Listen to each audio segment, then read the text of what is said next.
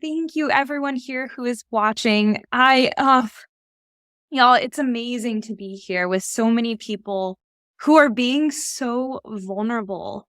And vulnerability is our strength as humans. And I well up every time, I hear Michael speak or I see someone say, yes, I got it. And just being vulnerable with themselves. So I truly commend you for taking the time to be here and to learn more about yourself. Y'all, this process is not easy. This is really hard work. But I can tell you straight up that this is the work that has saved my life and all the lives of these speakers here, right? Doing the work is hard. But we are here to do the work so that we can change the outcome of our experience of life. And that's what unites us. We want to optimize our experience of life. So y'all, I'll tell you a little bit more about me. I'm here in Austin, Texas, if you couldn't tell with the y'all. I am the founder of a company called VitalSide, and I work with people who have chronic illnesses and chronic stress.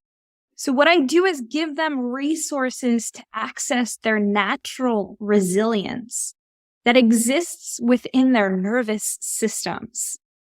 So this is something I am so passionate about. And after 13 years of studying biology, neuroscience, and working as a physician assistant in internal medicine, I truly know that the nervous system, this piece of healing, is my life's work. When we are able to tap into our natural resilience that exists within the nervous system, we're able to create a more dynamic way of living so that we can begin to feel good in our lives. And that's not easy to do when you have experienced chronic trauma in your life. But it's necessary to get the most out of life. I want to tell you a little bit about my story because I want to share in this vulnerability that we're all sharing in. So in my early 20s, I was diagnosed with chronic Lyme disease. And this diagnosis was made after about 6 months of experiencing these daily symptoms: migraines, joint pain and swelling, anxiety, food sensitivities, and chronic fatigue. So this perfect storm of symptoms came after a tick bite that I got in the redwood forest. And the next year and a half, my whole life revolved around surviving. So for months, I was bedridden with ailments. My family moved next door to me. My husband took an at-home job. And my life became a series of appointments that simply sustained me until the next day. And then I had to do the whole thing over again. So at one point, my joints were so painful that I couldn't lift my arm over my head to wash my hair. And throughout this process of healing, the diet change, the detox, the treatment, I seemed to get worse, or at least I really felt worse. Anxiety, which I had never really experienced so directly before, went through the roof. And I'd have these bouts of hallucinations, which brought me to my knees every time, to the point where I wanted to end it all. Y'all, I thought that ending my life would mean ending these constant demons of this chronic illness that I couldn't seem to shake. And I remember one night in particular, it was 3 a.m. I was lying on the ground in my spare bedroom, and I was having a hallucination. And as a result, I was pulling my hair, trying to make them stop. And then it was like all the anxiety that I had in my body rolled up into one moment, tensing up every muscle, squeezing every tear out of me, beating my heart out of my chest.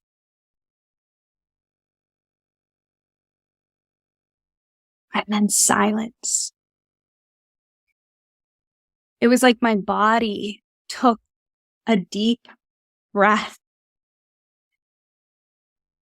And for about 1 minute, I felt this full physical reprieve. A wave of calm swept over me and through my body. And this was a glimpse into what life could be and all that was waiting for me. So after about a minute, I started to become more aware of my physical symptoms. They started to return. But that was the moment I knew this healing is not just about my physical body. This healing goes so much deeper. And that was the moment I decided to go deeper. Now, like many of you, I come from a long line of trauma. I grew up with a father who was diagnosed with schizophrenia and bipolar. And my mom caught him several times catatonic on the floor when I was just a kid. And she really wanted to make the relationship work, and she really didn't want to break up our family. But he only got worse. And he'd experience these manic episodes where he'd be up all night and he'd sleep all day. And then his illness turned malicious with a hyper focus on me. And it started out pretty mild. He began blaming me for things that went missing in his office, so pieces of paper or parts of his project. And I would quickly be punished. So I'd have to clean out his 50-gallon fish tank until 12 in the morning. Or maybe I was locked in my room for a few hours. And then it got worse. I was tied up in a chair for hours on end, told that I was going to get kidnapped. And no one would save me or believe me if I told the truth. And at one point, he burned all my clothes. He'd come into my room in the night and pour oil all over me. Or worse, drag me out of bed and tell me he's taking me to the police station and I'd go to jail for the rest of my life. So his psychological torture came to a head when I was locked in his room for hours. And he sat in front of me, telling me I was the devil over and over and over again. I was 8 years old. Y'all, this torture was maddening. And y'all know just how maddening it can be. But there was something in that 8-year-old that allowed me to stay true to myself. I yelled and I screamed and I told anyone who would hear me. And I fought my way out of an abusive family, moving far away from him with a restraining order and never looking back. Y'all, that year, that was the beginning of my primary go-to survival response, that fight or flight response, like Michael mentioned earlier. Our brains are built to keep us surviving. And you can imagine just how necessary that survival response is in these situations. Maybe in your situation. So from 8 years old on, all the way into my early 20s, when I was going through the worst pain of my life with Lyme disease, my body and my nervous system were stuck in a perpetual state of survival. From the first moment the abuse started when I was 8, my nervous system began receiving information from my environment that the world is a dangerous place. And even though I could connect with joy and friendships and love growing up, my go-to was chronic stress. And not so much the conscious type of stress that maybe we're more used to hearing, right? Like the anxiety stress or just kind of feeling stressed out or burnt out. But my body's stress showed up in different ways. Getting sick a lot, feeling really tired or getting injured. And in my 20s, my perfect storm was unprocessed psychological trauma combined with exposure to this bacteria and toxins, which resulted in hyperinflammation. So like hyperreactivity, this stress response in my body. So not only consciously or mentally, I could think the world is a dangerous place, but my body was responding like the world is a dangerous place, leading me to these chronic symptoms where I was sensitive and fatigued and absolutely desperate. That night, I was experiencing those hallucinations. And after my full body reprieve, I started looking at my healing journey differently.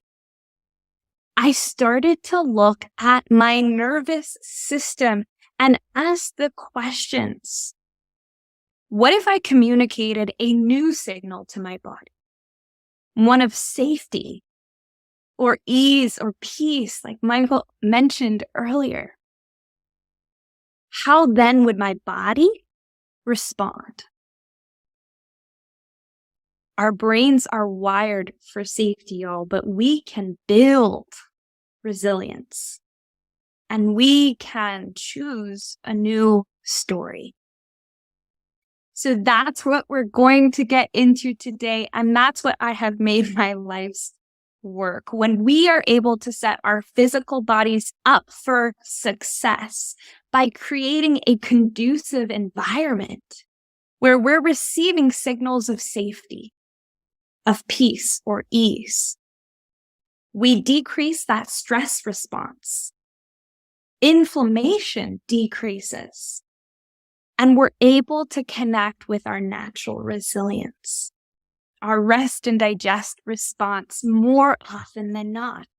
And this allows us to fight off infections, feel capable about processing trauma, and connect with the world once again. Y'all, let's take a moment here and let's do 4 rounds of the 4-sided breath. That's box breathing, maybe familiar to you. Inhaling for 4, holding for 4, exhaling for 4, and holding for 4. Y'all, let's do that together. Go ahead and inhale.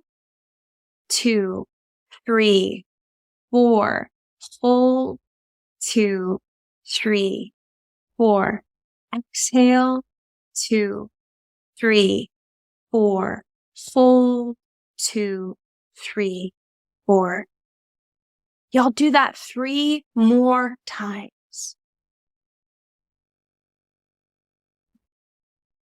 Communicating a new signal that in this moment, despite our story, we are capable, y'all. We can access that natural resilience and communicate a new signal. I know that your story is a lot like mine. And my hope for you today is to leave feeling empowered, even in the smallest of ways, with the ability to access your own natural resilience. All right, y'all, I am going to go ahead and share my screen with you. And we're going to get into a little bit more of the science. Fun stuff, though. I promise it won't be too complex here with the science, but it's so important to learn about what's going on in your nervous system. And that way you feel more empowered to really understand it and then take the steps to connect with safety. So before we get into the nitty-gritty of our talk today, I want to mention to you a key word that is going to change your life. When you hear it, I want to hear from you. If you have heard this word before, tell me yes. If this word is new to you, say no. Neuroplasticity. This is the word. Neuroplasticity means your brain changes all the time. Y'all, have you heard this? Have you heard of this term, neuroplasticity? I love how familiar this is to so many of you. We're going to talk about this today. Neuroplasticity is the ability for the nervous system to change in activity in response to stimuli. So that means what happens around you. So externally, your external environment, what happens inside of you. So internally, what's going on inside of you, your thoughts, how your body is functioning, your emotions. All of these things change your brain. And this isn't a good or a bad thing. It simply is. So we can use this information to our benefit. Neuroplasticity means our brains are essentially plastic or malleable, and we can create new neural networks in the brain. Outdated is the belief that our brains don't change past 30 years old. They absolutely do. Y'all, my brain changed for me when I was 8. And I received information of danger from my environment over and over again. But my brain continued to change throughout my life, and it still does today. By doing this work, you being here, you learning new information, you are a brain retrainer, and you're practicing active neuroplasticity. You're learning to regulate your nervous system for natural resilience. And this is what changed my brain in a positive way, in a way that I got to choose. And it's not just about changing your mindset, it's about changing your body's own neurochemistry. So to demonstrate how our brains change, let's think about how your dog reacts when he thinks that there's an intruder or danger present. So y'all in the chat, what does your dog do if he thinks that there's danger present? What kind of reactions might he have, right? It's probably Amazon Prime, but how does your dog respond? Yeah, barks, growls, maybe stands up, or runs around. You see those little dogs kind of running around. They become alert, right? Hyper aware. Yeah, stands alert. Yep. I'll never forget when I was watching the movie Jaws with my dog lying beside me on the couch. Y'all, he's about 110 pounds. And there's a particular scene in Jaws where Chrissy Watkins was swimming in the ocean and the sun was setting. It was becoming twilight. And that infamous Jaws theme song plays, the donna, donna, donna, donna, donna. And my dog sitting next to me, right? This isn't a delivery person. This is Jaws. He immediately sat up. And he got these raised hackles, which are the equivalent to goosebumps in humans. And he was perched, his ears went up just like this dog on the screen. And he was hyper vigilant and hyper focused. You could tell his eyes were moving. He was looking for the shark. And he was in this state of fight or flight. And he was so cute that I couldn't help but laugh. And I knew that his brain was sensing danger. And he immediately became alert, even though the shark wasn't in the room. His senses were picking up danger from audition, right? Just your hearing. Y'all, that's exactly what happens to us when we perceive that there is a danger present. And that's exactly how fast our brains change. Danger comes in the form of a news story about another school shooting, or someone stopping short while we're driving on the highway. This is acute danger. But You all know this. Danger can also come from our past experiences, trauma that are memorized in our bodies. This is chronic stress. And this is our sixth sense, known as neuroception.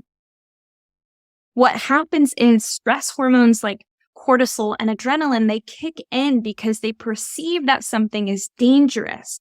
And the signal of stress is communicated through neural pathways in our brains, and the rest of our bodies respond. And this is fight or flight in action. And when we're operating from this fight or flight, the survival response, it's hard to communicate. It's hard to function optimally.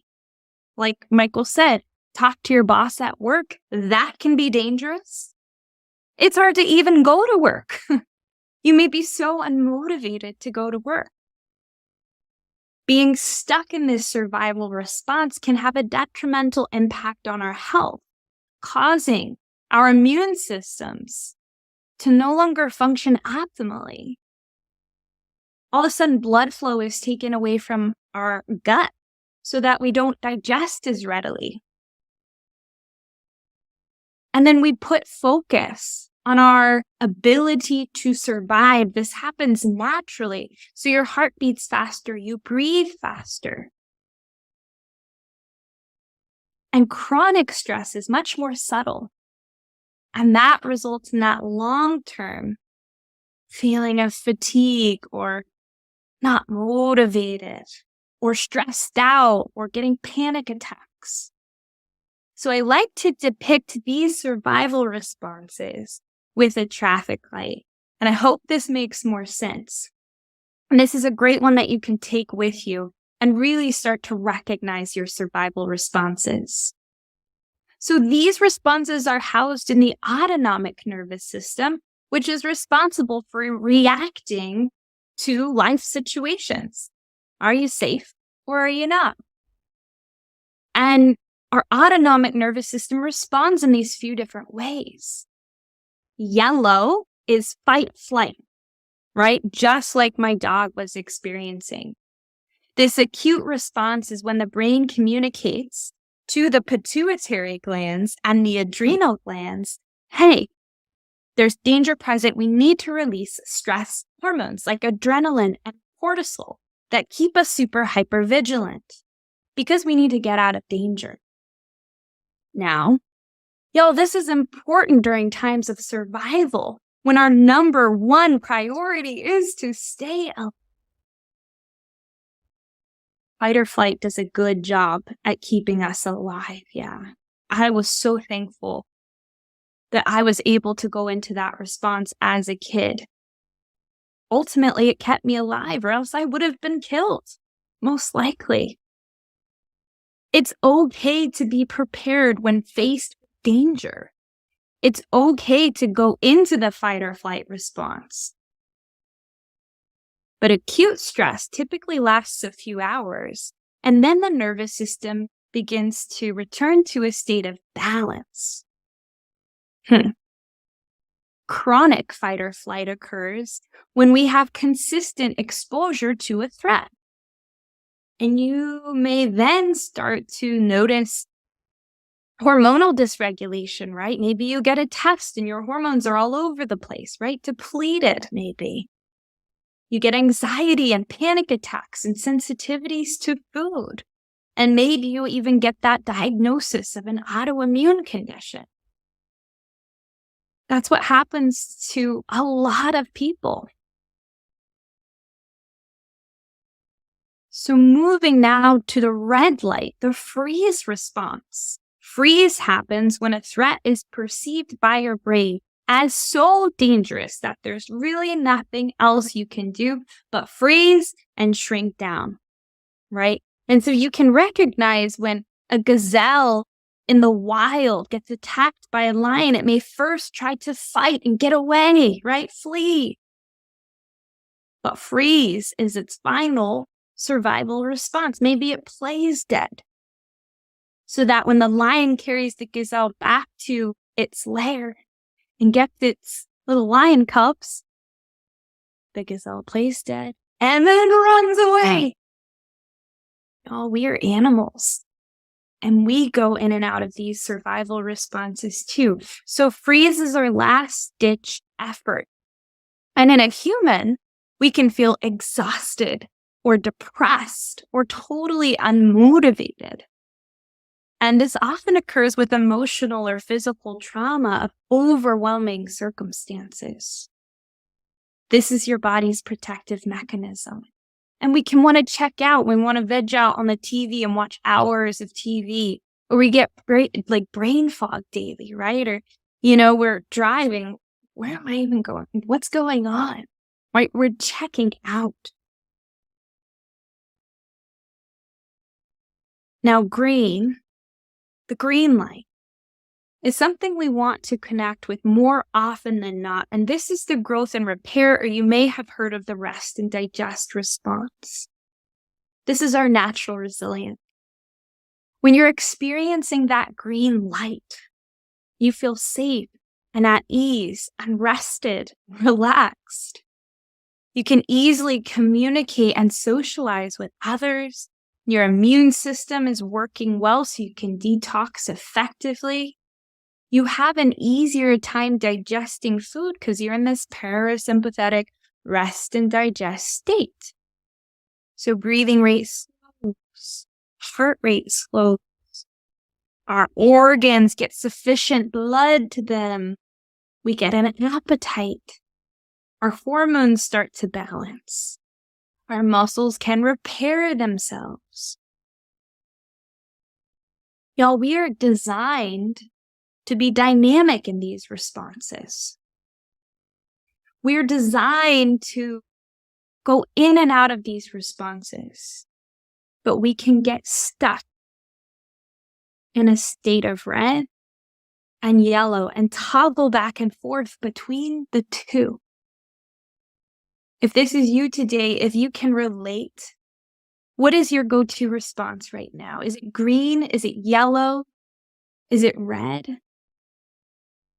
We have these protective mechanisms as a way to protect our own selves, to keep us alive. And I know for me, my primary go-to response was yellow and is yellow. And the goal is to move through these effectively throughout the day so we don't get stuck in that state of chronic stress. So we're going to talk about this a little bit more, but something I want to mention to you is a way to remember how to access our green light response each day. And it's as simple as connecting with our daily dose or getting our daily dose. This is the process of releasing feel-good neurochemicals like dopamine, oxytocin, serotonin, and endorphins. This is because we're animals, and as animals, we seek pleasure and we avoid pain. So we can take advantage of these self-producing neurochemicals that turn pursuits and struggles of life into pleasure and make us feel happy when we achieve and help us to feel motivated. This is how we were biologically designed to access our daily dose. But dose can remain dormant if we're not proactive about releasing dose, especially after experiencing traumatic events, right? Dose can feel like the last thing we want to do. Be reminded of daily dose. Write down a sticky note somewhere that you can come back to each day to know that each moment is an opportunity to learn, to grow, to do something different and create the habit of feeling good. Because of course, feeling good doesn't come naturally after we've experienced trauma. So we insert small exercises to use each day to help us access that daily dose. So dopamine is the hormone that helps us feel focused and motivated and gets released when we laugh. When we share a joke with someone and we find ourselves laughing or smiling. We have oxytocin, and this is an ancient hormone. It's an anti-inflammatory, and it actually enhances wound healing and decreases pain. One way to access oxytocin is to hug someone. Y'all, you can hug your pet, and they can actually release oxytocin when you hug. Or you can hug a friend or spend like an extra 30 seconds lingering with a partner, giving them the hug, releasing that natural hormone to help you feel better. Serotonin is connected to sleep, digestion, memory, learning, and appetite. Go outside and put your feet in the ground for 1 minute. Close your eyes, get some sun, and y'all, you are able to connect with serotonin. And endorphins. Y'all remember in Legally Blonde, she says, endorphins make you happy? It's Elle Woods. Endorphins do make you happy. And yes, you can exercise. Yes, you can move your body. My go-to is dancing. Putting on your favorite song right when you walk in the door at night. And moving your body, even in a simple way, even if you don't feel like it, to connect with your natural ability to feel good. Get that daily dose and be reminded to get these things so that you can start to connect with your natural resilience and make feeling good a habit. I want to offer you this depiction because trauma overlaps with these protective survival responses, whether your go-to is that yellow light, that fight, flight, or that red light, that freeze. These occur when we experience trauma. And oftentimes we can feel a deep sense of guilt, of shame, or shut down when we experience trauma. And I want to take a moment to acknowledge this and let you know that our protective mechanisms are not bad. They were designed to keep us alive and keep us safe. But now that we know what they are, and maybe we are stuck in one of these responses, we can thank them and communicate a new reality to our current experience of life. So we're no longer carrying our survival responses with us as a result of trauma we've experienced in the past.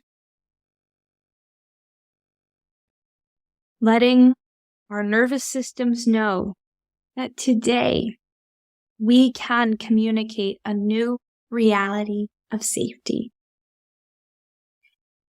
Y'all, I'm going to walk you through a quick exercise. This is a state changer. That's what I call them in Vital Side. And this is a way to shift and change the way you feel right here and right now. And to help you get an understanding of how to start communicating a new signal to your nervous systems. Because again, they were super useful to you in the moment you experienced trauma and danger. They protected you. They brought you to this place where you are today, where you're able to learn or to receive or even just accept this information and be here. We want to thank our survival responses for showing up and model to them a new way of being where we can feel safe, connected, and supported. So take a moment and let's just shake anything out, any itches or twitches. You can shake out your hands or shake out your head. You can shimmy out your body. You can shake out your booty if you want to stand up. Shake out your feet. My favorite is blowing out the lips. Sloughing off any excess anxious energy that we may be feeling right here and right now. And when you're ready, come to stillness and take a look at this picture in front of you. Paying attention to the colors on the screen, the mountains, the vastness of this beautiful landscape. Becoming familiar with what the water may feel like on your feet, your bare feet. Is it cool to touch? What would the fresh air in this picture smell like? Taking a big whiff of it. You can feel your lungs expand even a little bit more as they take in this fresh, cool air. How would it feel like to be this person at the end of this walkway? To be sitting there, surrounded by this exquisite nature.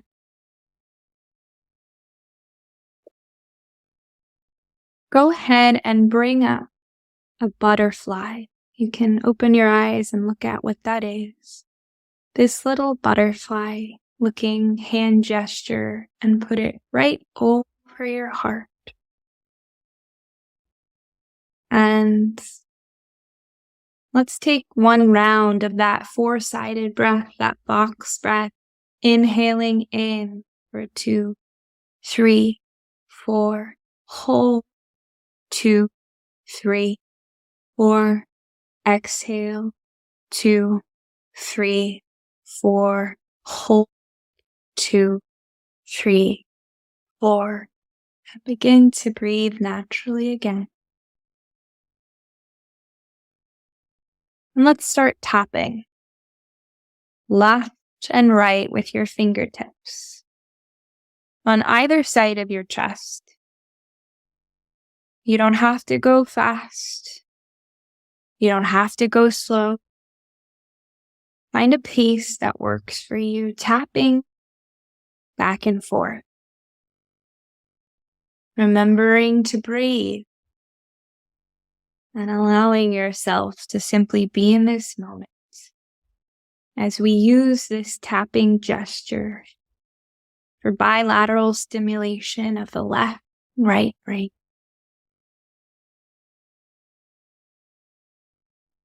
Pausing our tapping. Take a moment, with your eyes closed, to answer this question. How have your survival responses shown up for you? In a red light, a yellow light, beliefs or symptoms trying to protect you, maybe shrinking down, running away from a situation, or feeling hot-headed and wanting to attack a situation. Take a moment to recognize how your survival responses have been trying to protect you. Breathing in, breathing out, and start tapping again, left, right. Allowing yourself to pay attention to the process of tapping. Not too fast, not too slow. Recognizing how you are doing it right now is just right.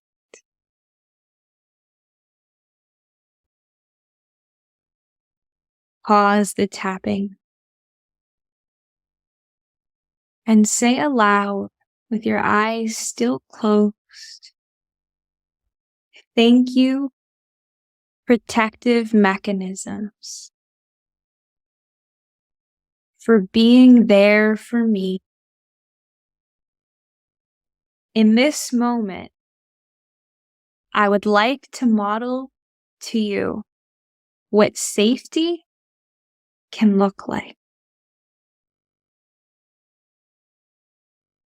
Starting your tapping again, taking it at your own pace, remembering to breathe,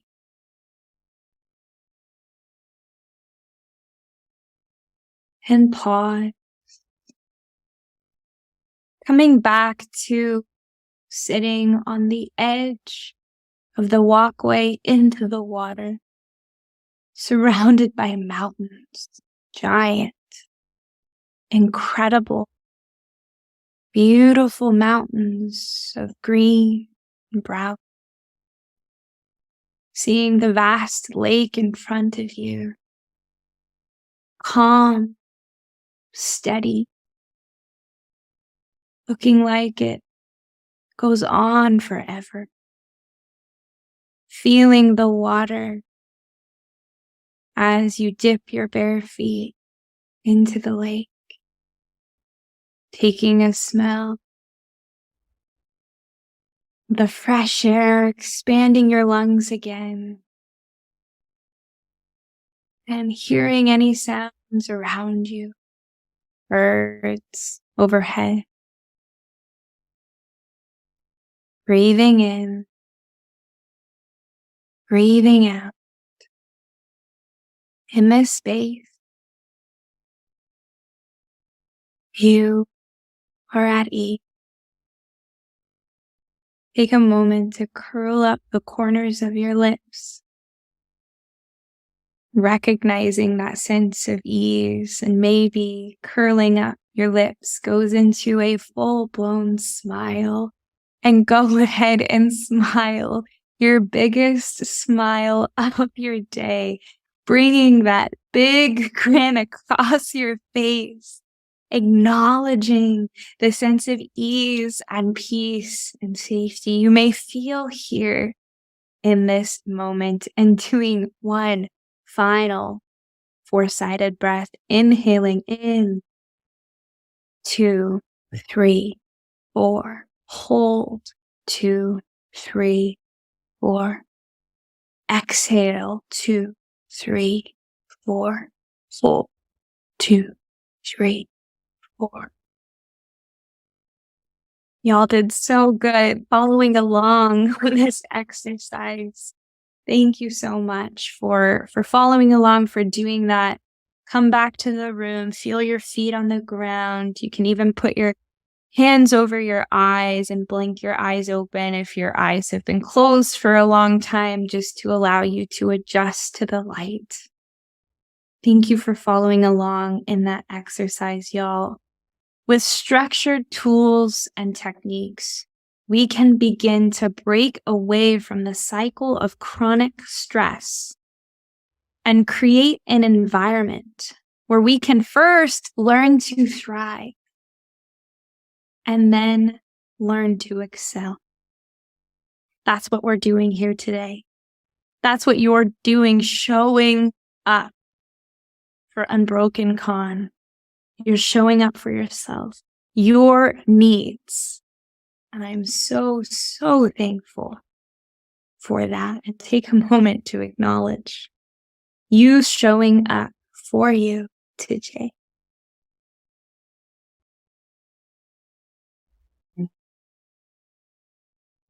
Y'all, thank you so much for having me, for being here with me.